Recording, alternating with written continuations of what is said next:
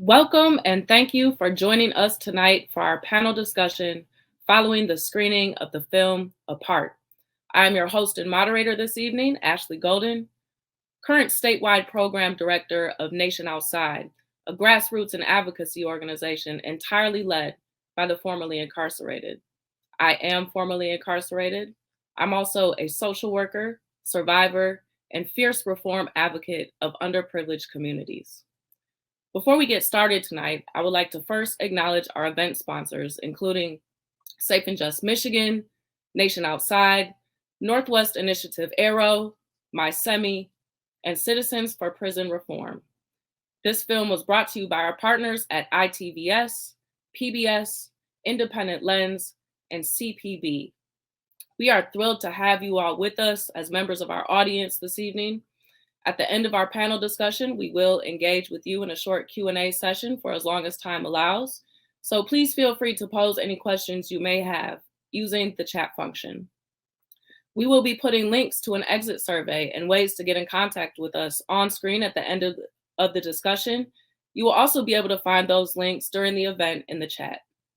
For those of you interested in revisiting this discussion, the recording will be posted on the Safe and Just Michigan YouTube channel later on. You can also engage with Safe and Just Michigan on its social media channels or by visiting their website at safeandjustmi.org. We just finished watching the screening of Apart, which featured the stories of 3 women returning home from a period of incarceration. Well, tonight we have 3 of our own special guests who know all too well the struggles highlighted in the film Apart and have come here to share their personal insights with you. Allow me to welcome to the screen Jacqueline Curry, Kim Woodson, and Monica Janer. Ladies, thank you for being brazen, thank you for your contributions, and thank you for being with me tonight. A little more about our panelists. First, we have Jacqueline Curry. Jacqueline is a mother and grandmother who was formerly incarcerated at Huron Valley Correctional Facility, the only women's prison in Michigan. Jacqueline joins us today to share her impactful experience as a mother behind the walls. While incarcerated, Jackie took advantage of the opportunity to continue her education at Huron Valley by taking in-person classes at Montcalm Community College.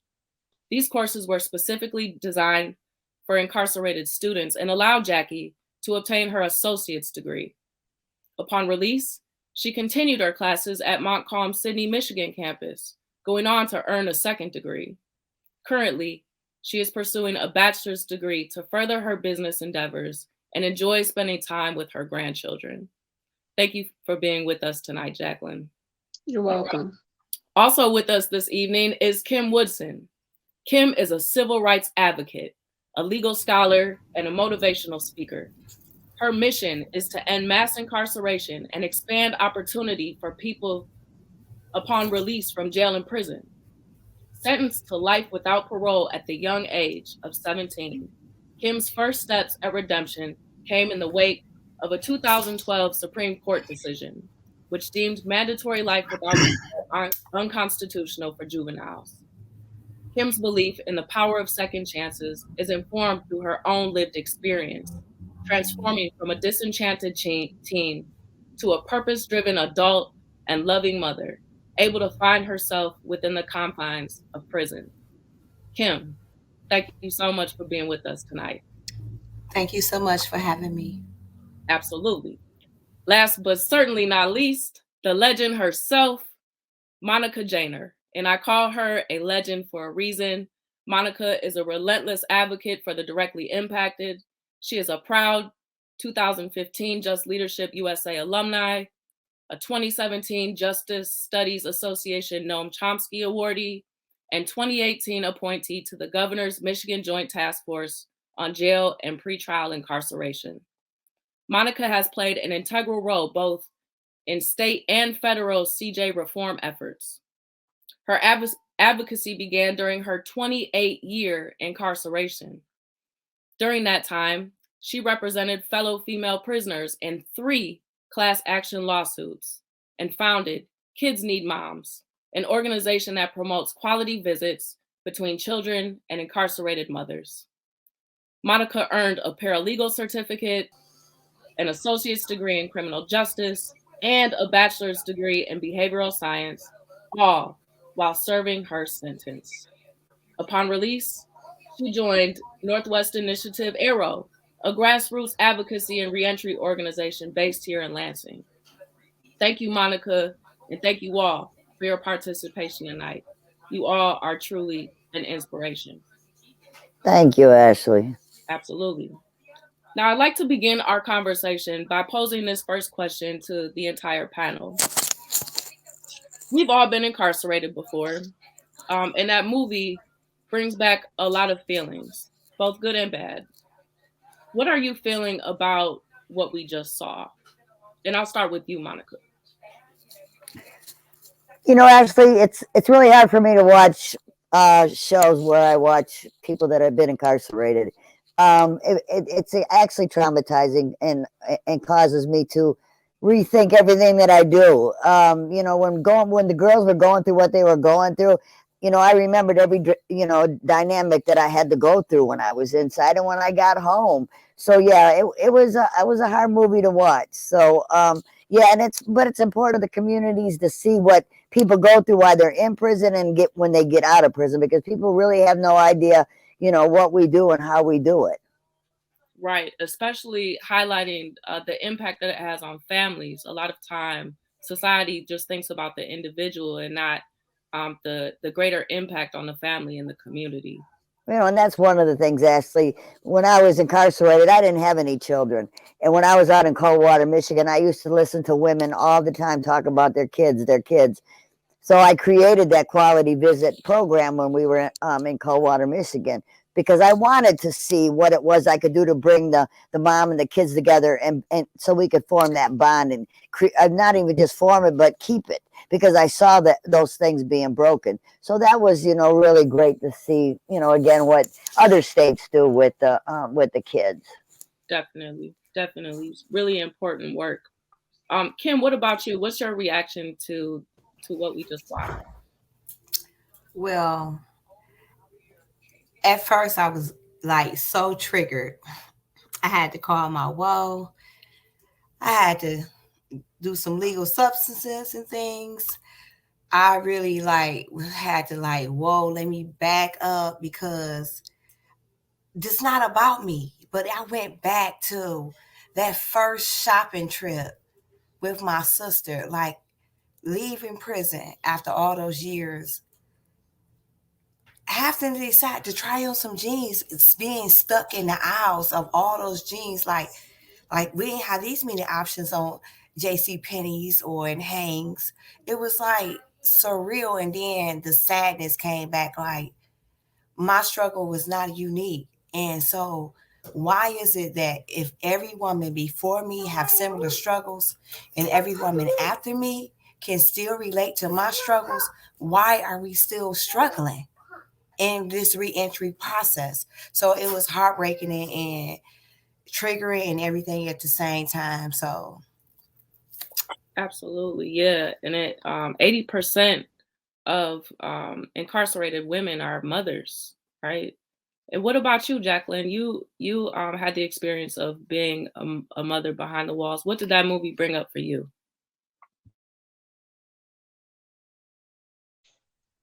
Well, what it brought up for me was the scene where the mother had to be honest with her daughter to let her know that she was incarcerated. When I was watching it, when it got to that part, I teared up, because my youngest daughter, when I left her, she was 4 months. And to tell her that, they thought I was in college. And so to break down and let them know where I was, that movie was very heartbreaking. And it's heartbreaking for them to know that, no, my mom is not in college. She's incarcerated, jail as they call it. And so that was it was heartbreaking. But I couldn't really finish it all because I really teared up, and it does bring back memories. Yeah, it was incredibly triggering. I think that was probably one of the hardest or most difficult parts to watch. And then did you see the little girl? She didn't want to talk about it because she said her mom would be embarrassed, but really it was her feeling those feelings of embarrassment. That's correct.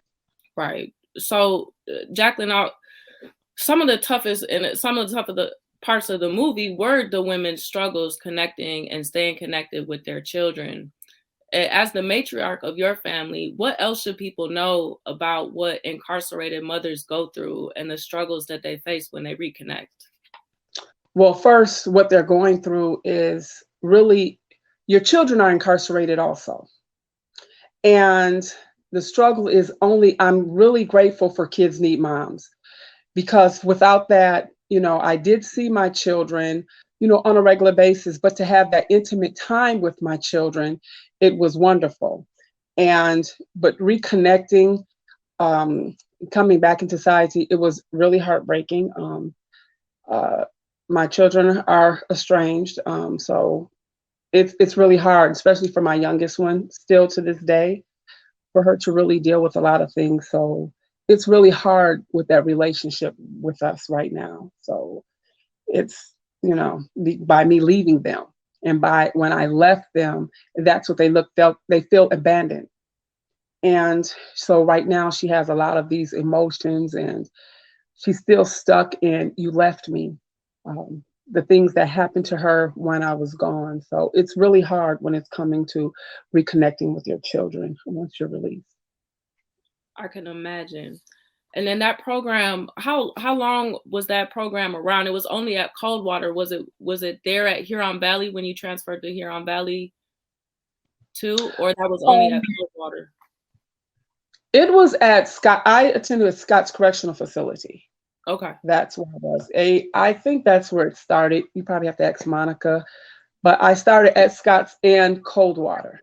So those are the two places that. Got it. Yeah. So do you think having a program like that in place for the entire time of your incarceration would have made a difference with engaging with your kids when you came home? It would have made a great difference. But the problem with me, my mother ended up passing away, so they had no way of getting there. But it would have made a great difference, and I applaud any prison that has that type of program to continue the children and the parents to connect, because it's very important for them to connect with their mother. And so I think it's really important, and I think it's something that should continue. And it's a little bit more that maybe can be added on, because like after the fact, once the parents are incarcerated, maybe one day that they can have some type of program, to see where the parent and the child is. And such as myself, where we need to get some unresolved issues taken care of. And I think but the program is excellent. Definitely. It sounds like a really meaningful and effective program, and programs like that should be expanded and scaled throughout all the prisons in the state, not just for the women's prison, but for the men's prisons as well, because I know fathers go through the same issue. But okay, so next question. Kim, I know this one's for you. I know the story of the women in the movie hit really close to home to you. If you had been advising the women in this movie as they left incarceration, what would you be telling them? And what do you think their biggest struggles are probably going to be? If I was faced with one of those females coming home, I would tell the mothers that the years that they spent apart from their babies, they can never get them back. So release the guilt and leave it right there in that cell. Don't bring it home, because it's extra baggage. And when you bring that baggage home, you put expectations on your kids and your relationships that cause undue strain. I am estranged from my oldest child as well. And it seems like the more that I try, the harder it becomes. And that's because I have unrealistic expectations on a person, a being that has every right, like that letter that that young man wrote his mom. I would have loved to have gotten a letter like that to say, when I was this age, I felt this way. And I went through a period where I was angry with you. But I didn't want to tell you because I didn't want to make you cry. Those tears that they shed for us, those babies didn't deserve that weight. So I would tell those moms coming home to respect the individual person and their value and their worth, but to seek forgiveness without it being guilt written, but just sincerely from your heart. I'm sorry I left you. I wasn't thinking correctly when I was making those decisions that led me out your life. But if you give me an opportunity, we can start fresh today. You as your perfect being, and me and my brokenness ready to heal. We can start today and build a relationship. I would tell them to not try to be a mother first, but to try to be human to human, to build a relationship and that bond of trust again. And then God will restore that mother and son or daughter bond. Because I'm still praying for mine. And it's going to take time and work. But they worth it. That's what I would tell them. Wow, that's so powerful. And I think just from my own personal experience and hearing stories, I think really, really meaningful advice to not harbor that guilt. Because you have to meet people where they're at, and sometimes that takes time. Monica, this next question I'm gonna give to you. Since you've come back home, you've been working tirelessly to help people through the hurdles of reentry. And this movie ends, in a sense, at the beginning of these ladies' return. What do people listening need to know about what women who are coming home face? Well, the relationship with their family is key. I mean, a lot of times I'll reach into facilities prior to the people being released to find out what's going on with the family dynamics so that we can do that, family reunification conversation. They burnt their bridges. They don't want to give another opportunity. They don't, some of them are ready and have these really big expectations. And, that always becomes a problem. When I was listening to Cameron talking about, how you meet the kid when it comes home, I've actually had mothers come home and I've had their daughters and sons in my program and had to deal with that reunification. And I can't tell you how hard it was. And the advice was let them meet them where they're at. You gotta give them that opportunity to figure out what's going on. They're going to be mad, and I always recommend family therapy. I send my clients to therapy to help them get through those different kind of struggles. So that's actually my first recommendation for anybody coming home is to set them up with a therapist so that they can, know that, not have to walk on those eggshells all day. I remember when I came home, this was my family, and I knew, I love them dearly, but they had no clue who I was. They had no idea what Monica Janer was about. It was the people like Kim and Jackie that I left behind that really knew Monica Janer, and I didn't have that around me for people to understand who I was. So I really had to struggle with my own relationships with the family that, were truly there for me. So, I wish I would have started therapy earlier, but, it's amazing to me that it took us, till probably 2015 to figure out that, trauma is such a big key in this conversation. It's sad to me that we've never addressed that issue all these, decades of incarceration. Yeah, family support is incredibly important, and that's very true. It affects not only your children, but all your family members, right? You really get disconnected from everyone, especially if you're down for a significant amount of years. And that family support is essential to your successful reentry. And so I think more reentry programs should incorporate the family therapy and family support. I will do one more question, and then we'll start taking questions from the audience. So audience members, feel free to start loading the chat up with your questions, and we'll get to them in a second. So last question for the whole panel. What is one takeaway then that you hope everyone watching tonight will bring with them, will bring away with them after watching this film?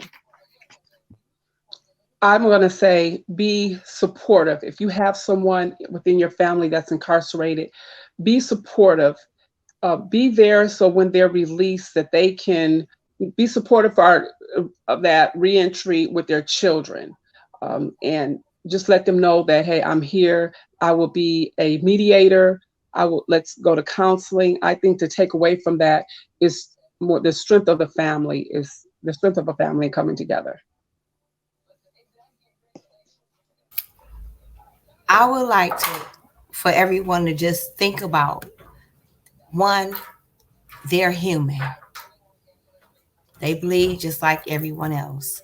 They made a mistake. Do you want to be held accountable for your worst mistake for the rest of your life? Because some of us, let's be real, we haven't got caught for some of the things we did. These people have, or they admitted and took accountability for their actions, and they served their time, and they want to come home and be treated as human. We all is in the process of being redeemed. So treat people like you really want to be treated. If you were up against the wall, would you want somebody to come press you harder, or say, come on, and embrace you with love and lead and guide you? If I made a mistake and you know I made a mistake, you put me away. When I come home, embrace me. Figure out if I've learned from the time out you gave me. And then if I haven't, lead me along the right path. But what we as society do, we put us away, and then we expect us to know better and get out. But if we make a mistake, we frown our face up and be like, we knew you were going to mess up. You knew we were going to mess up because you never prepared us or placed the tools that we needed to grow. Give us those tools and watch us thrive. I don't know one returning citizen that I associate with that does not want to feed into the community and heal it. We want to right our wrongs and teach the next generation the things that the mistakes we made. We don't want them to make it. The world we saw, the injustice that we have in society, we want to make that world better for them. That's all we want to do. Help us, because your grandkids is going to grow up with the same grandkids we have. Let's make this world better for them. Thank you. Yeah, I think those are really, really great points, right? As society, we have this notion that time heals all. And that's actually flawed logic, because time heals nothing in itself without action. And so maybe our corrections department needs to take a look at what kind of programming can be exacted within the prison with families beyond just quality visits, right, for parents. Maybe we should start looking at family programming inside. And that way we don't have this big gap to figure out when we return home. Monica, what about you? What's one takeaway you want the audience to walk away with? No, but second there, a lot of everything that Kim said. You don't want to be defined by your worst mistake for the rest of your life. You've paid your consequences, and you want to move on. And I hope that everybody realized that these were people that were human, and we all know now that substance abuse and most of the girls had that issue. It is a mental health issue. And Ash, as you know, I'm a huge advocate for keeping people in the community. And while watching that film, I realized that every one of those girls could have been kept in the community and got services and resources if our community would step up and stop having the fear from media or whatever it is that they get their information from. So I hope that the people would take away that we don't have to lock people up and throw away the key and have them have to go through the reentry in the first place, because none of those people were there for, extremely serious crimes. They could have gone to drug programs. We could have set them up so that they could have, had consequences as well as got healed and, and worked on the cognitive issues that brought them to the criminal justice system in the first place. Absolutely. That's a good point, right? Not even just programming inside, but reserving incarceration for a last resort, and having people go through intensive programming in lieu of incarceration is definitely something important. And being mindful that addiction issues are mental health issues, they're health issues, and treating them as such, and not punishing people for their health issues. It's really, really, really important. Well, I hope too, Ashley, that they take away that the realization of the effect that this had on these kids and the family. We don't want to create any more generations of kids that see. That's the one girl was, extremely honest about, her mom was a crackhead and all these different kind of things, and she ended up, going that way. This little girl, how she perceives and what she does with the information that she's been given these years that her mom has been gone is going to have a lasting effect on her life. So like one of us said about being victims. Those kids are victims, and nobody cares that that happens. 85% of my clients have had a parent that was incarcerated, and 89% of my clients have either been in foster care or adopted. People don't realize how many kids go through those cracks. And luckily enough, these kids, didn't go through the cracks, but they still had issues that are going to go forward with them for the rest of their lives. Absolutely. Yeah. A lot of the people that find themselves incarcerated in the adult system have actually gone through the juvenile system or the child welfare system, which in my experience is really the same thing. It just depends on who gets caught first, the parent or the child. So really, really, really great points. Now, Monica and Jack, I'm waiting for some audience questions to come in, but while we wait, Monica and Jacqueline, you guys both had the opportunity to engage in classes in higher education programming while incarcerated. How do you see a benefit to those programs, and what are your thoughts on the expansion of those programs throughout the country? Here, I think actually it should be in the system. That helps. I think that was awesome for me to be able to walk across the stage, although I wasn't incarcerated when I walked across stage, but I was done. I think that program, it should come back to the prisons, because it is preparing you for employment. It's giving you a heads up of, I want to continue my education when I get out. It's preparing you for society. And you can know where you want to be, where you want to go. And for me, I'm in the HR, human resource development. That's what I'm doing. But I think it's great, and I think it's something that should, somebody should get it back into the system for the men and women. Awesome. Well, actually, I don't know why there's feedback. As you know, that was one of the lawsuits that, we did file for the education. And, it was definitely a struggle on a regular basis. And, it was extremely sad. We won the lawsuit for discrimination because men were already going to college, before the women did. And so we finally get the education. And what do? They snatched the Pell Grants, so they lost all the education. And then actually, right before I was leaving, they were limiting in 2007 limiting who's going to a GED class. You had to have only 1 year left if you wanted to get a GED. And, everybody's screaming, Monica, I know there's something we can do. I know we got a lawsuit that, makes sure we get some education. And, I work with the Beer Institute and the different agencies that are working. And we finally got the Pell Grants back into the facilities. So, there are those opportunities now. And, the Department of Corrections is working to try to get more rehabilitation programs. I know I'm contacted on a regular basis by the MDOC. The teacher that used to be actually at Huron Valley, at Scott's facility is now over the education department. And she calls me all the time and asks me what she can do better. So they're listening, and they know that it's so important to make sure they've got the proper tools when they walk out that door with that education and those different kind of things. That's right. And we're gonna move on because we do have a couple questions. This one is from Karen, and she says, I am doing a statewide training next month for early childhood teachers and providers about the impact of incarceration on children and their care. If you have a chance to take questions, do you have advice for daycare centers and other programs that work with young children about how to create a culture in which families would feel safe sharing that information and accepting support?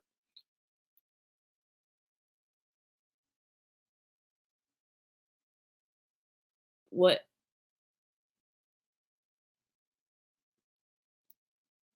advice do you have for daycare centers and other programs that work with young children about how we can make families feel more safe in sharing information and accepting support?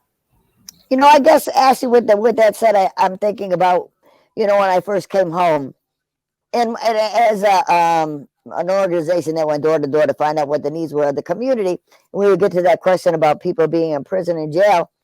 I literally had people run in the house and slam the door on me because they heard that word criminal, and those different kind of things. And I remember one time I went banging back at the door and said, well, wait a minute, I'm just trying to help people find jobs and help them. I'm trying to keep your community safe, and I give them the proper tools. We're going to do that. Come to find out, they had a daughter inside the house that had just got out of federal prison that needed a job, but it was their shame. So I guess first, as a daycare person, I would, reach out to the family to make sure that this is a conversation they would like to, have, and how we would deal with it, because everybody would be a different, unique situation on how we approach that conversation with the culture. Honestly, so many kids now know that their parents are in prison. It's not something that they keep. But again, I would reach out to the caretakers to find out how they wanted to handle that situation and see, how far you want to go, what kind of conversations do you want to have. There's books now for kids that, my mom is in prison or my dad is in prison or those different kind of things, so that they know that they're not alone in that conversation. And it would probably do a lot for kids at daycare to find out that there's other kids that are dealing with the same situations they are, because they have that shame and those different kind of things. Like the little girl, she didn't want to make her mom cry, but imagine her at the daycare center having to explain to people that her mom is in prison. So yeah, it's definitely something that I would reach out to the family and have a conversation with first to see what they thought would be, give them some ideas, put together a curriculum on what we could do, what they could do as caretakers in that. And if they saw that, that this child needs therapy, and those different kind of things, then, let's make that happen for them. Let's make that resource. Yeah. And just to piggyback off that, I think that's really key is being mindful of culture. And then you wouldn't want to put anything on a paper form that might deter people. So maybe, Karen, with your intake process, if you have someone that's reaching out to the family by phone after, they do their intake packet, and maybe having a conversation about that verbally, right? I just remember when I started my master's program at USC, they had banned the box, right? So I didn't really have to disclose that information, which didn't deter me then from applying. But they did reach out afterwards and have somebody contact me and ask me a bunch of questions, and that came out in our conversation. And they asked me, how they could be more supportive, and we ended up starting a support group. So that worked for me in school. So maybe you can make it something a part of your intake process. Any other questions from the audience? Okay, here we go. What advice do you have to give to returning citizens in search of a job that's been home for some time and constantly judged for their past? It can be very discouraging and mentally damaging. Kim, I'll get that one to you.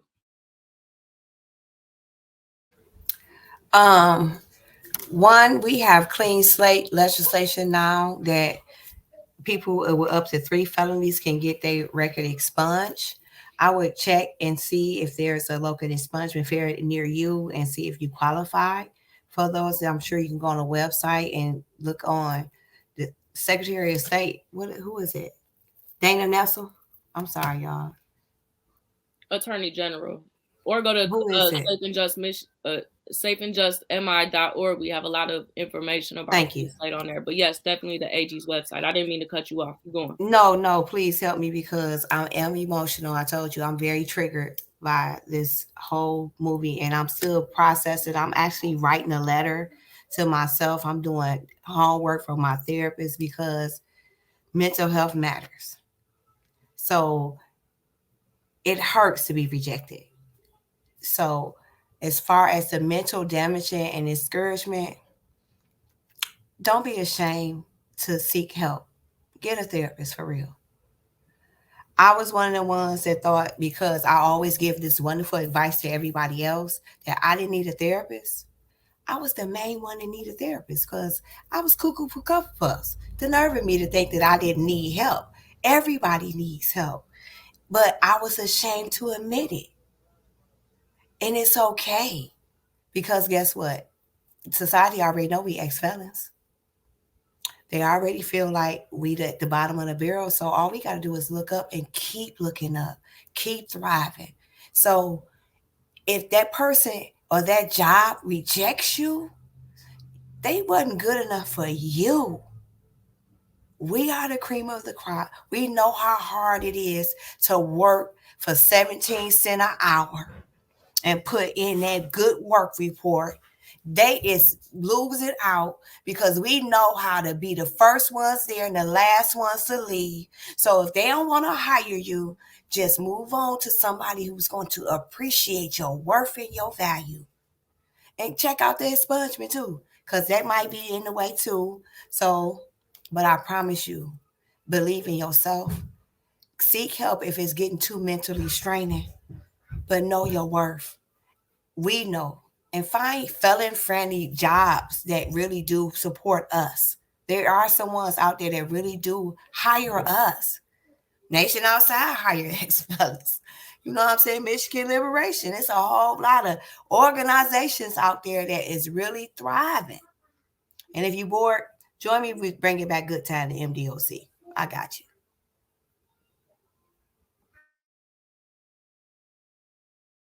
And Jacqueline, you mentioned you have a resources background. Yes. When I came home, I started as a school bus driver. I did my CDLs. I loved that job. Yes, I'm not eligible for the clean slate. Okay. Some people are. I'm not eligible for that. But as far as working, I don't know if everyone's maybe watching that's from Michigan. You know, I don't care what they say about Mayor Duggan, but he opened it up for the city of Detroit for felons. I had the honor to be a bus driver for the city of Detroit, which I will be going back. I'm off because of medical, but he opened up the door. So there is plenty of city jobs there that you can apply for. And if you want to drive a bus, you can drive a bus. You want to find a job, HR, wherever there is. I really thank God for Mayor Duggan for doing that, giving people that opportunity. But there is a lot of jobs, like she stated, that are out here. You have to be honest. You have to know. I started, because I'm telling you, this is not my first time being incarcerated, okay? I'm a repeat offender. And I started with Kelly Services a long time ago. And the lady actually, she took a chance on me. And I went to so many different jobs. That's where I have so many different skills, background, and a lot of different things that I can work in. And that's what I do. You have to be very persistent in whatever you want. And like Kim said, when one door closed, there's another one that will be open for you. So yes. Absolutely. Monica, do you want to touch on this? Well, that's what I do for a living. So, Jackie wasn't the only one that was blessed with, good people around. We've changed the dynamics in Ingham County. We don't have that problem. But when I came home, that's what I did, was to ban the box, because I wanted to get that box off the job application. I had so much pushback from that. Employers didn't want to hire when I came home in 2007. So it's been a struggle, but now people are banging down my door looking for people to work, because they know that they're the best workers. Like Kim said, they work hard, they do what they got to do, so I have a collaboration with Michigan State. The Spartan Fair Chance Group is what we call it. And anybody that even makes says that they're being denied because of their felony record, we challenge them on that. If it's not related, if you not going into the bank and counting cash, and it's you had a bank robbery, unless it was related to the crime, we get the jobs through advocacy and continue to keep going. But yeah, when I was first started with Spartan Fair Chance, the professor just did a research paper went out to all the employers in Ingham County, not all of them, but went out to get a sample population of who would hire and who wouldn't. 32% of them blatantly said they wouldn't hire, wouldn't make any difference. But the majority of the employers said, if they tell me their story and I see that they're doing what they're supposed to be doing, and trying to make a difference, I'll hire them. We kind of did like a resume of rehabilitation and sent it with them when we were doing the job applications after that. So we got them in the door, and they were sold. So yeah, it's all about using your strategy and advocacy out there, trying to we actually got did legislation and got the MDOC to finally hire our people, because how dare you want everybody else to hire hire this population, but you're not going to do it yourself. So we got that legislation passed. Well, that is absolutely a fact. Keep advocating. Believe in yourself. Do not be ashamed. You have experience that you cannot learn in a book, and that makes you an expert. We're going to wrap up our questions. Panelists, thank you again for contributing to the conversation and really being present. To the members of our audience, your feedback is valuable. Please do us a favor and fill out our exit survey before you leave. The link is in the chat. On behalf of Safe and Just Michigan, Nation Outside, Northwest Initiative Arrow, MySemi, and Citizens for Prison Reform, we would like to thank you for joining us this evening.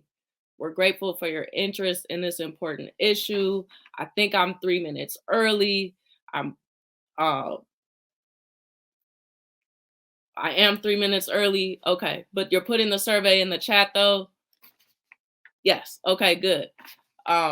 Tonight was a really, really meaningful conversation. I hope our audience got a lot of perspective out of it. For our formerly incarcerated members of our audience, please go to nationoutside.org. Join us, become a member, start advocating for the things that Monica was talking about. We're doing a lot of work to ban the box. We're doing a lot of work around fair chance housing. We're doing a lot of work to promote our voting rights. Make sure you get out to the polls. I hope you enjoyed our screening this evening. Ladies, do you have any last thoughts before we get out of here?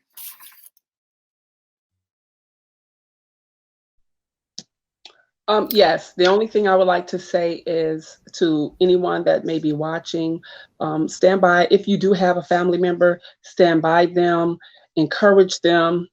And also, there's people out there like my church. They're always supportive of me, and they're there for me.